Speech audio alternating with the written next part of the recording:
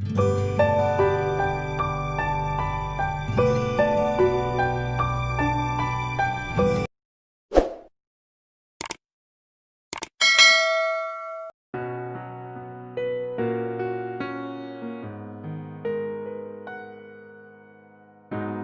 बच्चों, इसके पहले आपके वर्ग में था क्लास 9th में हमने बताया था प्लांट टिश्यू, और प्लांट टिश्यू की चर्चा हम विस्तृत रूप से कर चुके हैं। शायद आप लोग भी अपने स्तर से सेल्फ स्टडी के तौर पर आपने इसे पढ़ा होगा, जरूर समझा होगा बच्चों, क्योंकि बिल्कुल इजी लैंग्वेज में आपको बताया गया था। प्लांट टिश्यू इन डिटेल्स में भी और समरी टाइप में भी हम आपका ये पूरा इसका टाइप बता चुके हैं। अब इसके बाद एनिमल टिश्यू की चर्चा करेंगे। जैसे प्लांट्स का बॉडी कंपोज्ड होता है टिश्यू से, उसी तरह से एनिमल का बॉडी भी टिश्यू से कंपोज्ड होता है। डिफरेंट टाइप्स ऑफ टिश्यू से निर्मित होते हैं बच्चों। और आपके बॉडी में 4 प्रकार के tissues, there are 4 types of tissues in your body. तो एनिमल टिश्यू पर हम चर्चा करेंगे बच्चों। एनिमल टिश्यू,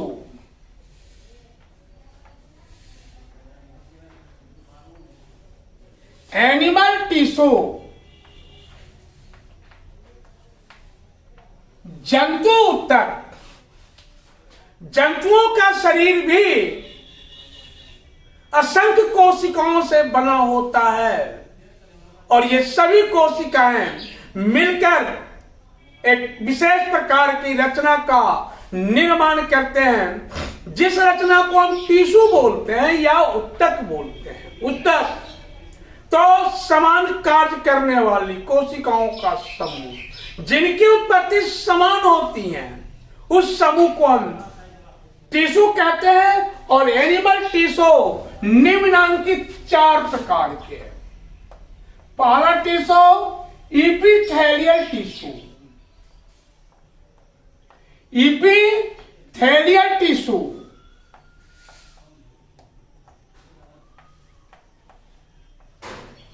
दूसरा टिश्यू बच्चों कनेक्टिव टिश्यू।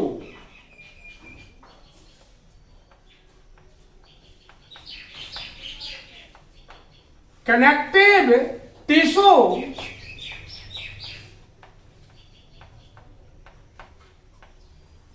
हिंदी में संयोजी उत्तक।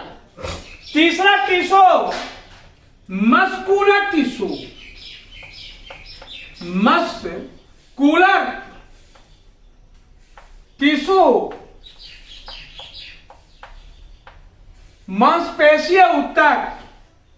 और तीसरा टिश्यू नर्वस टिश्यू, तंत्रिका उत्तक।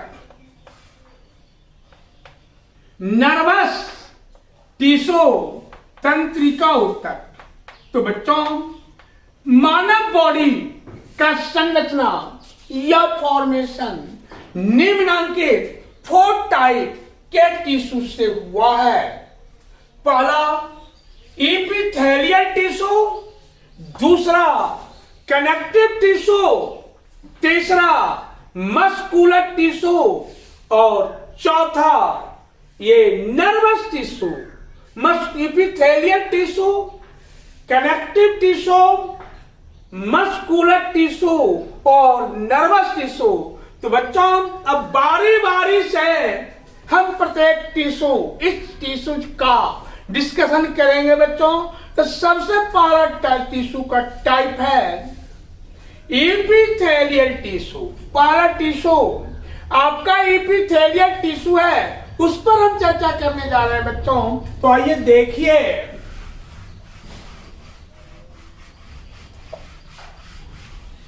Epithelial tissue. इपिथेलियल टिश्यू, तो बच्चों इपिथेलियल टिश्यू अंगों की बाहरी परत तथा आंतरिक अंगों की भीतरी स्तर का निर्माण करते हैं। तो यह आउटर ऑर्गन या आउटर ऑर्गन बाहरी अंगों की या बाहरी अंगों की या बाहरी अंगों के बाहरी परत या आउटर ऑर्गन्स के आउटर लेयर का फॉर्मेशन करते हैं। आउटर लेयर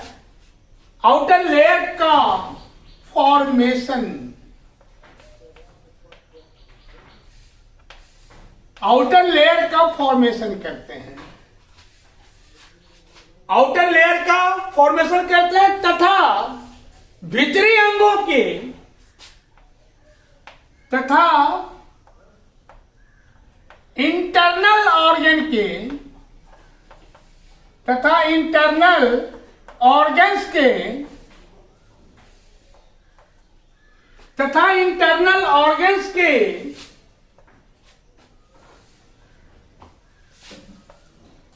की आउटर लेयर का फॉर्मेशन करते हैं। याद रखो बच्चों, ये निर्माण करते हैं कौन? Epithelial tissue. माने इपिथेलियल टिश्यू आउटर ऑर्गन्स की आउटर लेयर तथा इंटरनल ऑर्गन के इंटरनल लेयर्स का फॉर्मेशन करते हैं या निर्माण करते हैं। बच्चों आप इसे नहीं भूलोगे। Outer layer always protected by epithelial tissue या फॉर्म बाय एपिथेलियल टिश्यू। इसके बाद है बच्चों, ऐसे ऊतक में इंटरसेल्युलर स्पेस अर्थात कोशिकाओं के बीच के स्थान नहीं होते। दूसरा, इस टिश्यूज में इस टिश्यू के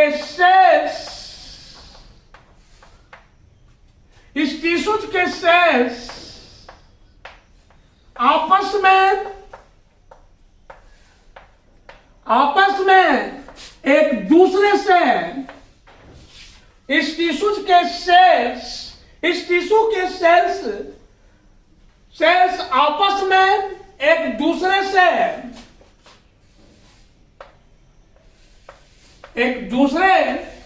से अटैच होते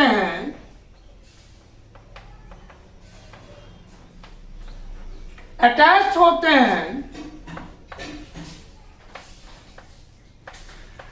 अर्थात इसमें इंटरसेलुलर स्पेस नहीं होते हैं। अर्थात इसमें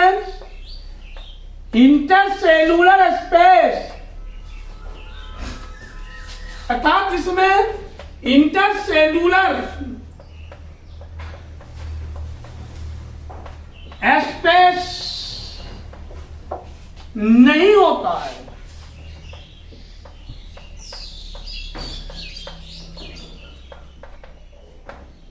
क्यों नहीं होता? क्योंकि इनके सेल्स के बीच खाली स्थान नहीं होते हैं।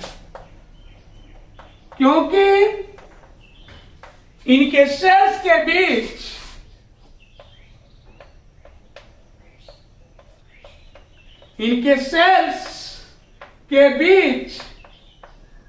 खाली स्थान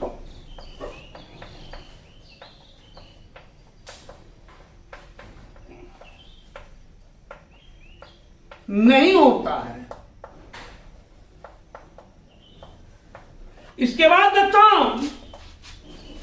अभी आपने देखा कि ये आउटर ऑर्गन की आउटर लेयर और इंटरनल ऑर्गन की इंटरनल लेयर का निर्माण करते हैं। इसमें इंटरसेलुलर स्पेस नहीं पाए जाते हैं। उसके बाद बच्चों, ये ऊतक अंगों की रक्षा करते हैं। ये प्रोटेक्टिव ऑर्गन, ये ऑर्गन्स का प्रोटेक्शन या सुरक्षा करते हैं।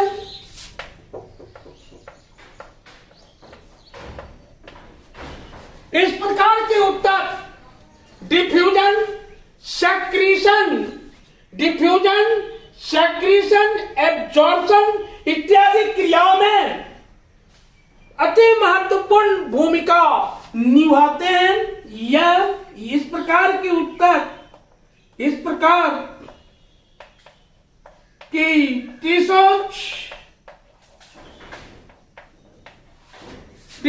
डिफ्यूजन, जिसको हिंदी में बोलते हैं, विसरण में पढ़ा चुके हैं, डिफ्यूजन, सेक्रीशन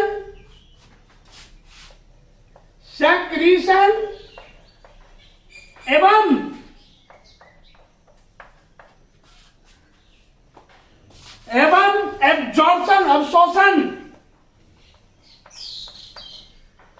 एब्जॉर्प्शन इट्सेट्रा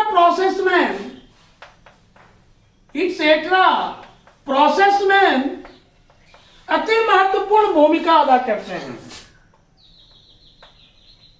अति महत्वपूर्ण भूमिका निभाते हैं।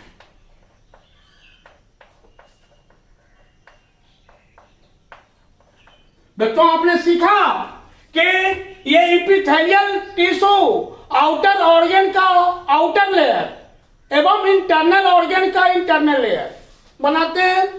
दूसरा आपने सीखा, इस टिश्यू के सेल्स आपस में एक दूसरे से अटैच होते हैं, अर्थात इसमें खाली स्थान नहीं पाए जाते हैं, इसलिए हम कह सकते हैं कि इसमें इंटरसेलुलर स्पेस का बिल्कुल अभाव होता है। उसके बाद है कि ये ऑर्गन्स का प्रोटेक्शन या सुरक्षा करते हैं। बच्चों, ये डिफ्यूजन प्रोसेस में, सेक्रीशन प्रोसेस में, एब्जॉर्प्शन प्रोसेस एक्सेट्रा प्रोसेस में ये अति महत्वपूर्ण भूमिका निभाते हैं। बच्चों, इसके बाद एपिथेलियल टिश्यू की कोशिकाओं का आकार उनके स्थान तथा कार्य के अनुसार निम्नलिखित प्रकार के होते हैं।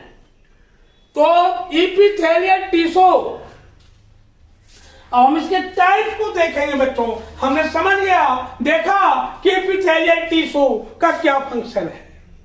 Now I shall teach you about types of epithelial tissue. अब मैं आपको एपिथेलियल टिश्यू के टाइप के बारे में या प्रकार के बारे में पढ़ाऊंगा।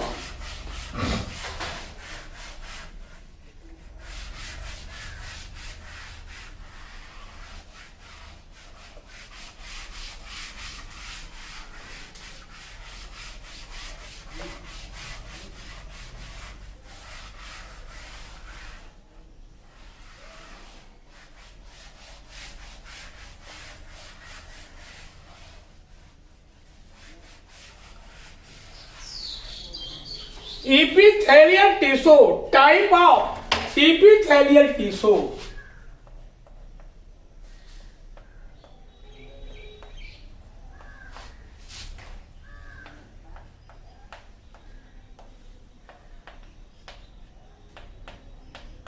बताओ, epithelial टिश्यू निम्नलिखित 4 प्रकार के होते हैं। epithelial टिश्यू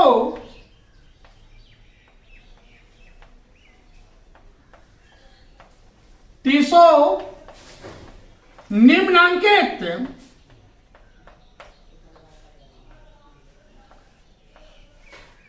4 प्रकार के होते हैं।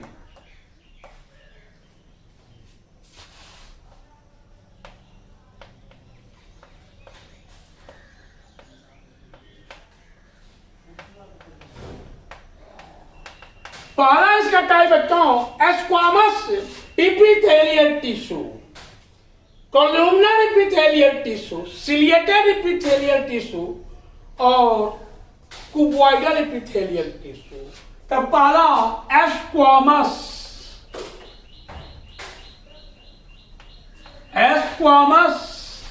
epithelial tissue, epithelial tissue, squamous epithelial tissue. दूसरा टाइप है इसका columnar epithelial tissue, columnar epithelial tissue, columnar epithelial tissue,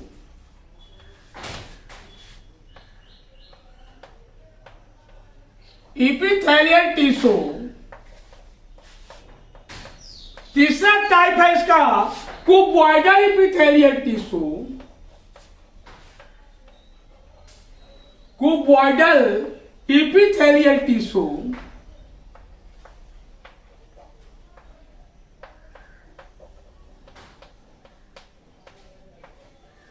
तीसरा टाइप, चौथा टाइप है इसका ciliated epithelial tissue, ciliated epithelial tissue, ciliated epithelial tissue।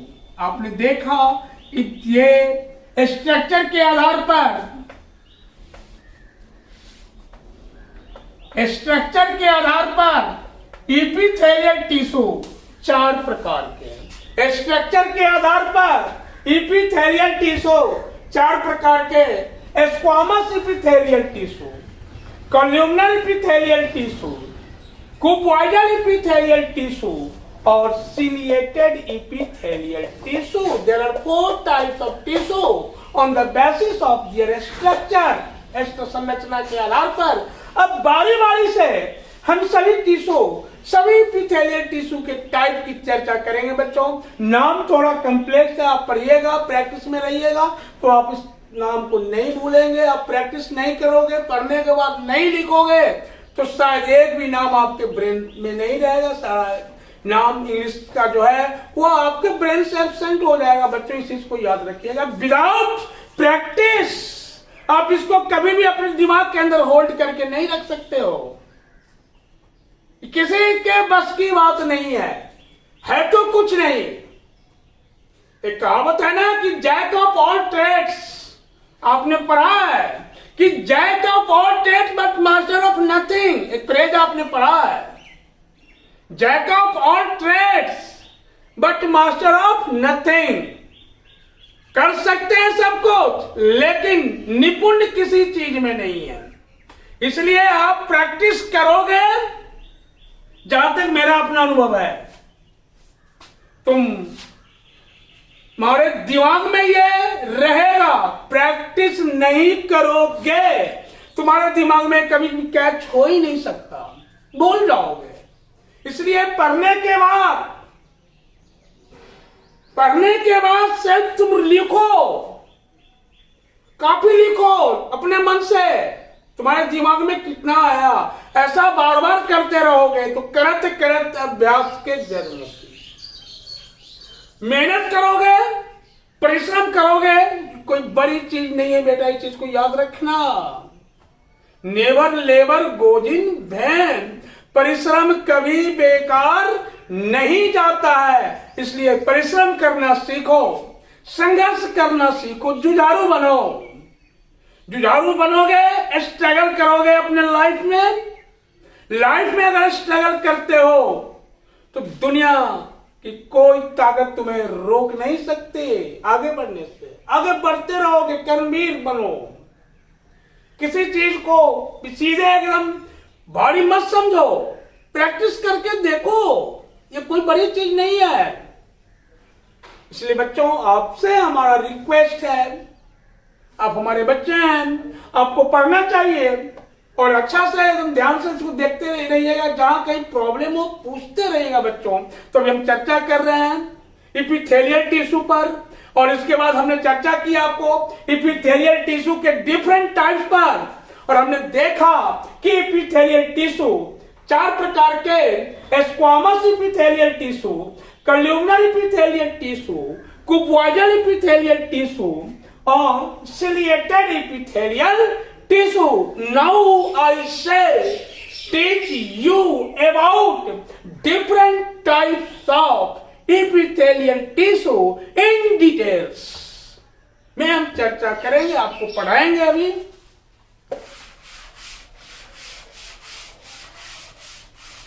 तो बच्चों पहला आपका है squamous epithelial tissue, squamous epithelial tissue, epithelial tissue का टाइप, स्क्वामस इपिथेलियल टिश्यू।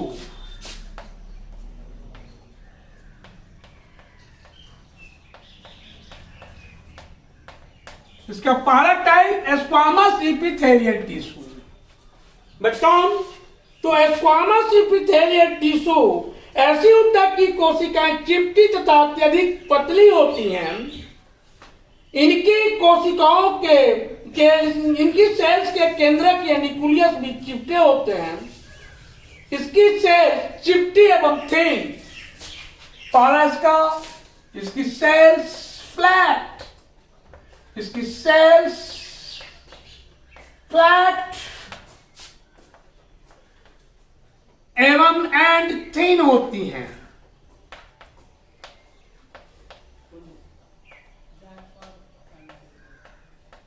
दूसरा, इनकी न्यूक्लियस भी थिन होती है। न्यूक्लियस भी थिन होती है।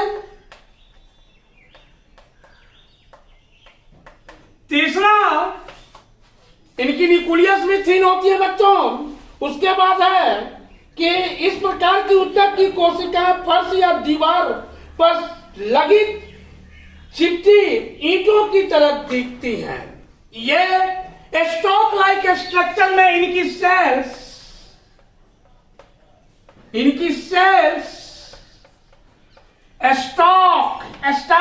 चट्टा, इनकी सेल्स स्टॉक लाइक स्ट्रक्चर में इनकी सेल्स स्टॉक लाइक स्ट्रक्चर इनकी सेल्स स्टॉक लाइक स्ट्रक्चर में अरेंज्ड या व्यवस्थित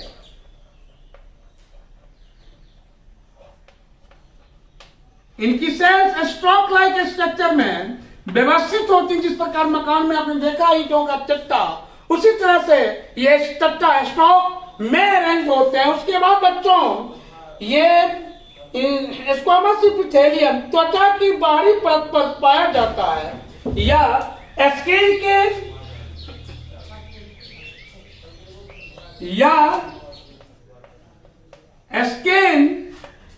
की आउटर सरफेस या स्किन की outer surface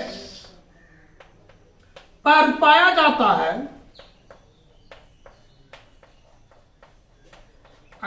squamous epithelium skin की आउटर सरफेस पर पाया जाता है बच्चों। या इसके अतिरिक्त ऐसे ऊतक टंग, इसोफेगस या एलिमेंट्री कैनाल के स्तर बनाते हैं। ये टंग,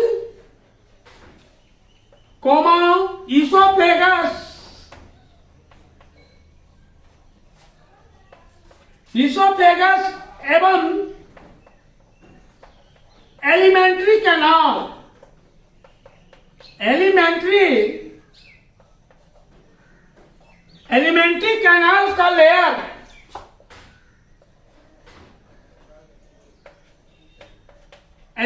कैनाल का लेयर बनाते हैं बच्चों। इसके बाद है ये इसोफेगस, ये ब्लड वेसल्स तथा फेफड़ों के एल्वियोलाई में भी पाए जाते हैं। ये ब्लड वेसल्स एवं फेफड़ों एवं लंग्स के एल्वियोलाई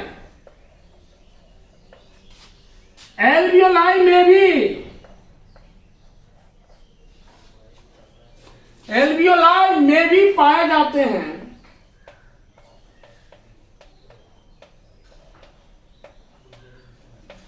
इसके बाद बच्चों है आपका ये स्क्वामस इपिथेलियम टिश्यू का इनका कार्य आंतरिक अंगों को सुरक्षा देना तथा रक्त वाहिनियों एवं वायु एयर सेक में पदार्थों के विसरण में सहायता करते हैं। ये इंटरनल ऑर्गन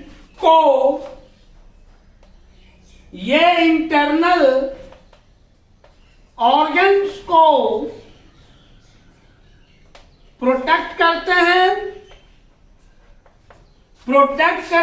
सुरक्षित रखते हैं तथा डिफ्यूजन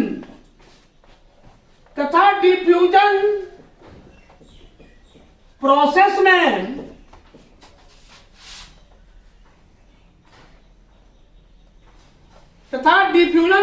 में भाग लेते हैं। बच्चों अभी हमने देखा किस भाग लेते हैं, किस टिश्यू को हमने देखा, स्क्वामस इपिथेलियल टिश्यू। और ये किसका टाइप है?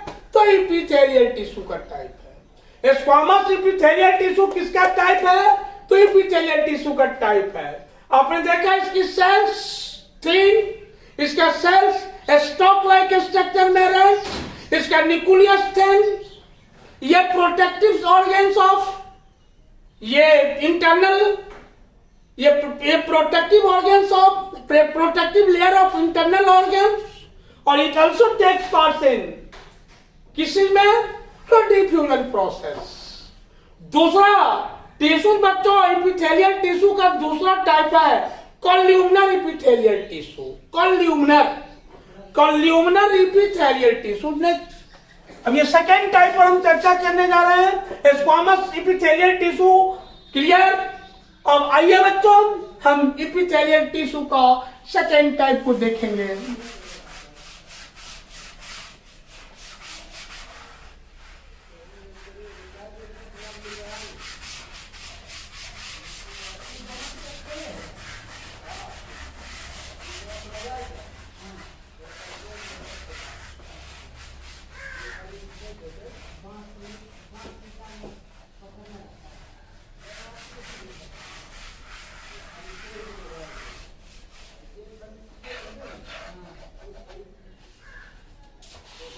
दूसरा है columnar epithelial tissue.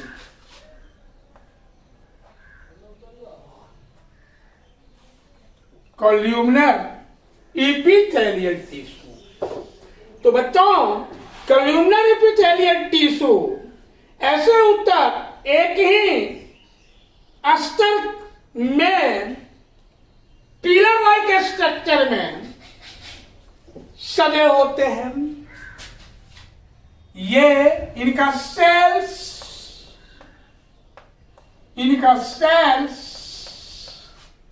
Pillar like स्तंभ जैसा, पिलर स्तंभ लाइक स्ट्रक्चर में इनका सेल्स स्तंभ लाइक स्ट्रक्चर। स्तंभ मीन्स पिलर, पिलर मीन्स स्तंभ, पिलर लाइक स्ट्रक्चर में अरेंज होते हैं।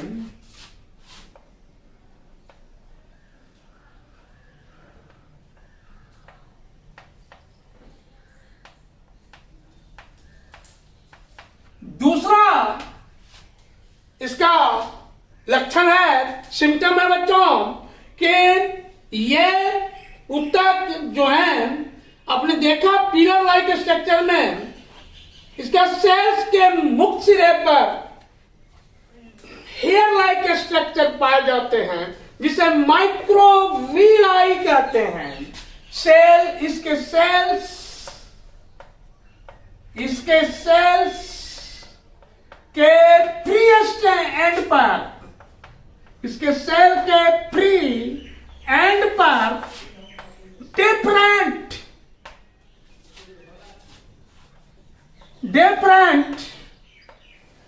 hairs like structure, hairs like structure पाए जाते हैं।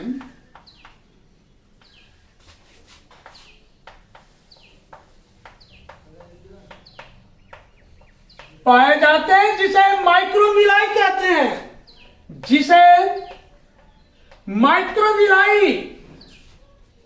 जिसे माइक्रोविलाई कहा जाता है। इसके बाद बच्चों इसका नेक्स्ट कैरेक्टर जो है, इसका नेक्स्ट लक्षण जो है, माइक्रोविलाई के बाद ये माइक्रोविलाई भी एलिमेंट्री कैनाल के वैसे भाग में पाए जाते हैं जहां भोजन का एब्जॉर्प्शन होता है, जैसे छोटी आंत, जैसे स्मॉल इंटेस्टाइन का भीतरी स्तर। तो ये माइक्रोविलाई कहो, माइक्रोविलाई स्मॉल इंटेस्टाइन में पाए जाते हैं। स्मॉल इंटेस्टाइन में पाए जाते हैं। मेरे प्यारे बच्चों, आप समझ गए होंगे कि ये माइक्रोविलाई किस टिश्यूज के बने होते हैं, तो कॉल्यूमिनरी एपिथेलियल टिश्यू के। और ये माइक्रोविलाई कहां पाए जाते हैं, तो स्मॉल इंटेस्टाइन में पाए जाते हैं, जिनका काम है एब्जॉर्ब, डाइजेस्ट फूड को एब्जॉर्ब करना। जो ऑलवेज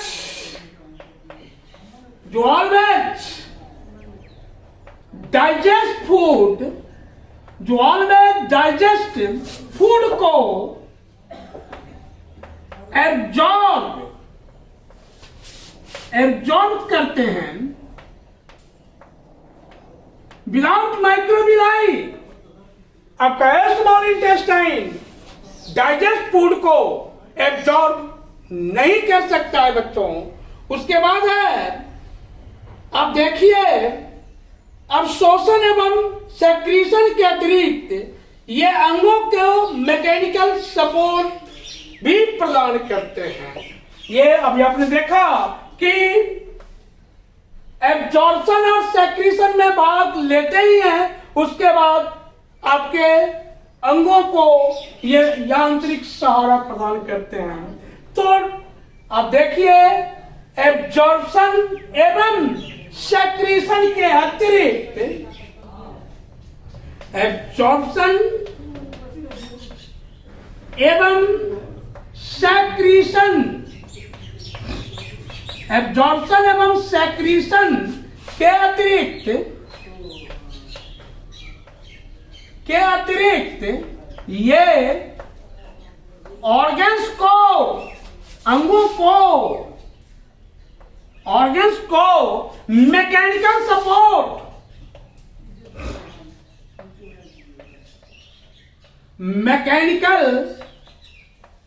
सपोर्ट, भी प्रदान करते हैं, यांत्रिक सहारा भी प्रदान करते हैं बच्चों। तो मेरे समझ से आप सबों को ये कॉल्यूमिनर एपिथेलियम में कोई प्रॉब्लम नहीं होनी चाहिए। आप ये जान लो कि कॉल्यूमिनर एपिथेलियम का सेल्स पिलर्स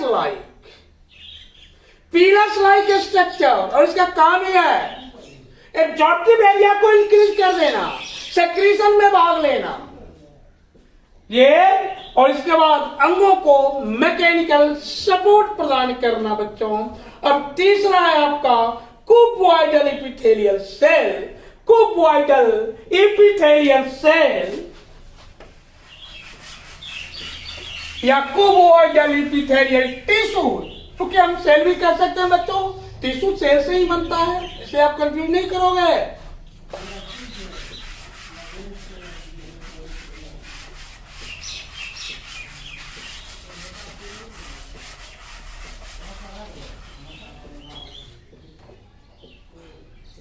कुबॉइडल एपिथेलियल टिश्यू हो गया बच्चों।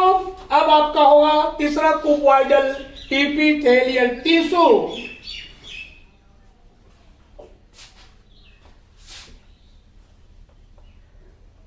कुबॉइडल एपिथेलियल वहां लिखा हुआ है, कुबॉइडल एपिथेलियल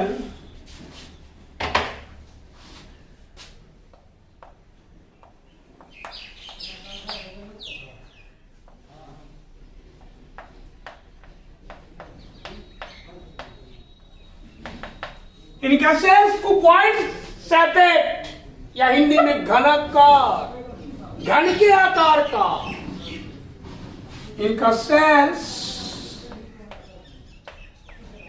कुबॉइड, देखो कुबॉइड लिखो, घनाकार, घन के आकार का, आप मैथ में पढ़े होंगे तो कुबॉइड सेप, इनका सेल्स कुबॉइड सेपेट होता है, इसका नाम पड़ गया कुबॉइड एपिथेलियल टिश्यू। इनका सेल्स कुबॉइड सेप होता है।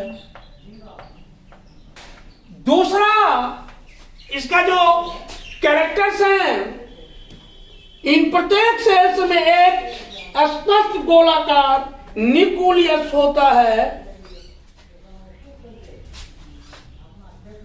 इनके सेल्स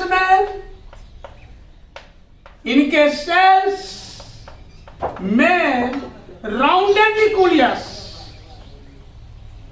या गोलाकार न्यूक्लियस, इनके सेल्स में राउंडेड न्यूक्लियस होता है।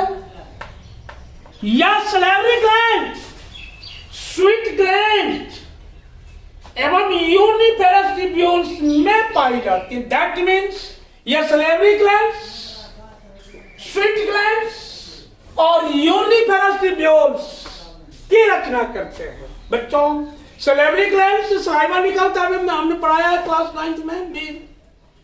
स्वीट ग्लैंड से स्वीट या पसीना निकलता है, और यूनिफेरस ट्यूब्यूल्स ये किडनी में होते हैं। तो ये सैलिवरी ग्लैंड्स या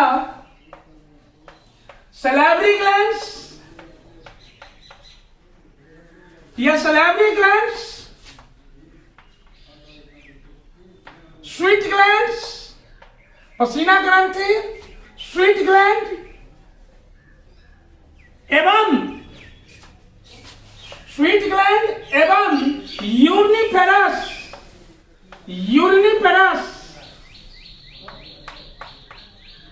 ट्यूब्यूल्स में पाए जाते हैं।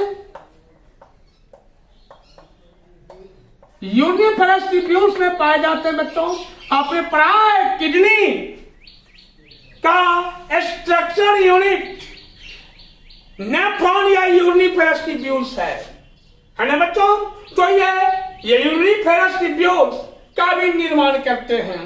उसके बाद बच्चों, ये कुबॉइडल एपिथेलियल एब्जॉर्प्शन एवं सेक्रीशन के अतिरिक्त, ये एब्जॉर्प्शन एवं सेक्रीशन के अतिरिक्त क्या करते हैं, तो अंगों को यांत्रिक सपोर्ट भी प्रदान करते हैं। ये एब्जॉर्प्शन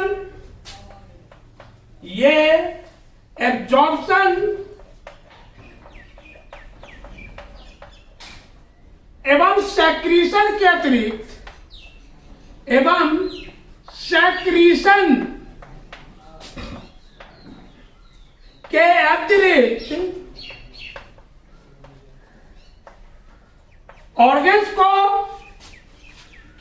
ऑर्गन्स को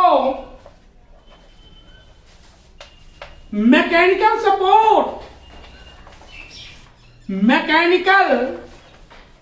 सपोर्ट भी प्रदान करते हैं।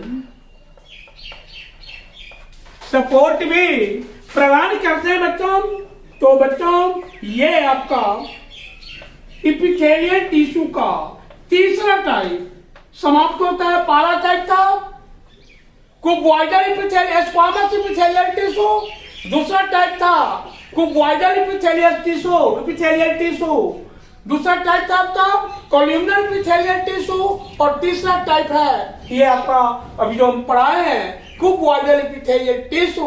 अब एपिथेलियल टिश्यू का लास्ट टाइप जो है आपका सिलिएटेड एपिथेलियल टिश्यू। आइए हम देखते हैं सिलिएटेड एपिथेलियल टिश्यू पर हम चर्चा करेंगे।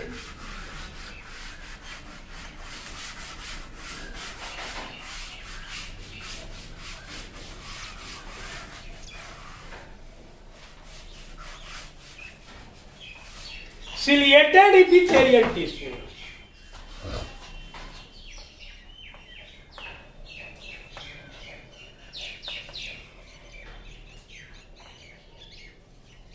तो आइए बच्चों हम देखते हैं सिलिएटेड एपिथेलियल टिश्यू को। तो शरीर के कुछ अंगों जैसे ट्रैकिया, इसे हम श्वास नली बोलते हैं, श्वसन ऑर्गन हम पढ़ा चुके हैं आपको। ट्रैकिया के भीतरी सतह पर स्थित ये सीलिया या पक्षाभ होते हैं। तो ये ट्रैकिया के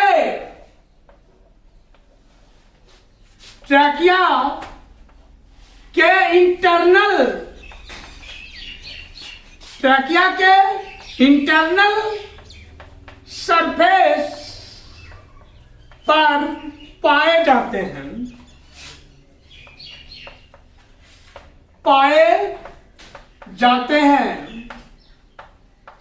बच्चों। ये हेयर्स लाइक स्ट्रक्चर का फॉर्मेशन करते हैं जिसे सीलिया कहते हैं। ये ट्रैकिया के अपर पार्ट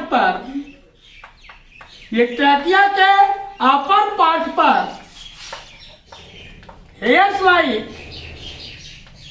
ये ट्रैकिया के अपर पार्ट पर हेयर्स लाइक स्ट्रक्चर का फॉर्मेशन करते हैं।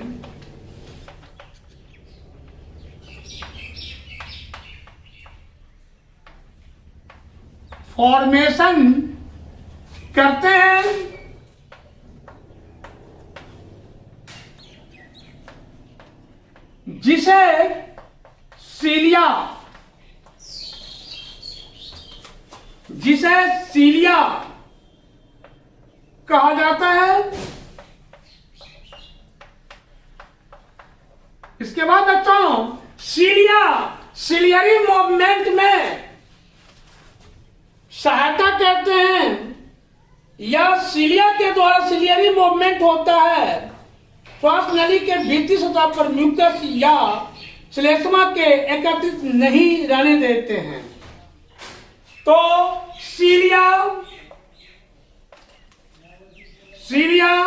सिलियरी मूवमेंट उत्पन्न करते हैं। सिलियरी मूवमेंट उत्पन्न करते हैं जिससे रेस्पिरेटरी ऑर्गन्स के भीतर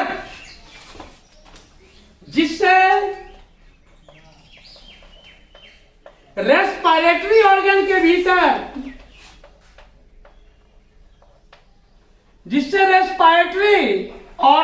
भीतर म्यूकस का डिपोजिशन,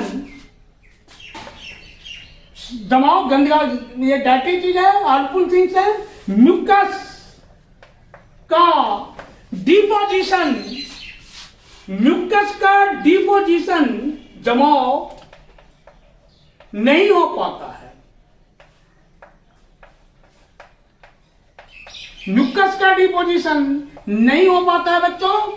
उसके बाद आप देख लें ये सिलियरी मूवमेंट का ये बहुत बड़ा फैक्टर है आपका। तो बच्चों हमने अभी चर्चा की आपको एनिमल टिश्यू पर।